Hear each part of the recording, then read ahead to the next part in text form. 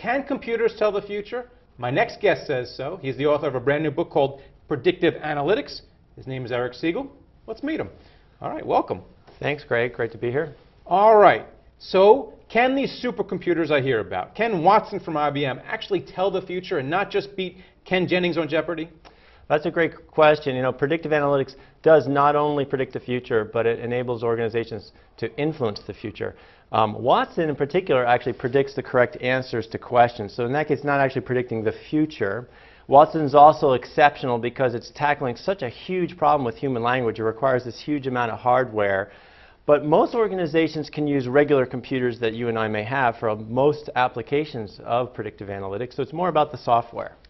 On Wall Street, people use computers to do high-frequency trading.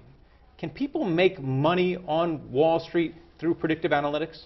You know, unlike a lot of applications of predictive analytics in business, such as for marketing, financial risk, credit risk, and these kinds of things, you know, there's a great number of anecdotes about black box or algorithmic trading using the same core technology, which is learning from data to predict per case basis, per stock, because it can go up or down.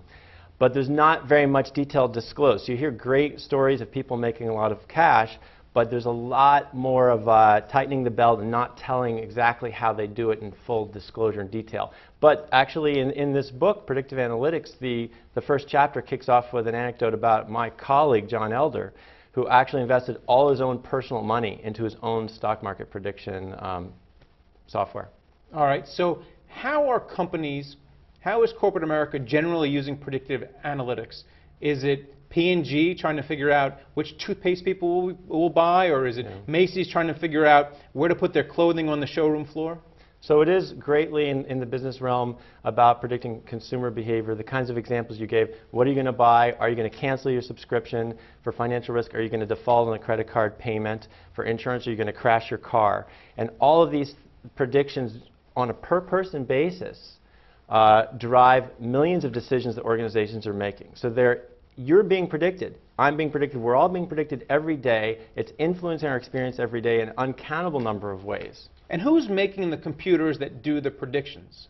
Well, there's a great number of vendors, software vendors, that are providing this technology to all kinds of large and medium, and in some cases small companies, but it's really more about the software than the hardware. So the biggest two vendors are IBM and SAS. There's a great number of other vendors, StatSoft, Salford Systems, a huge number, and there's new ones every month, a growing realm of software vendors providing the software for prediction. And finally, what happens if everyone's predicting the same thing? Is that the time when you should go against the grain? Because they say that's the time you make money on Wall Street. Well, the fact is, that's a great question.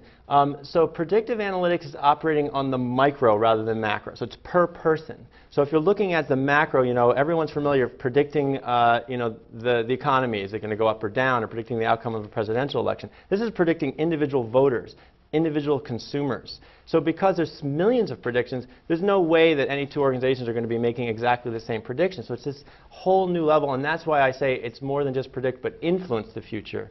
Because all those millions of predictions improve and drive the operational decisions. It makes organizations operate more effectively. Interesting stuff. Thanks for coming. Great to be here, Greg. Thanks a lot. Good luck with the book, Eric Siegel. And thank you for watching The Street.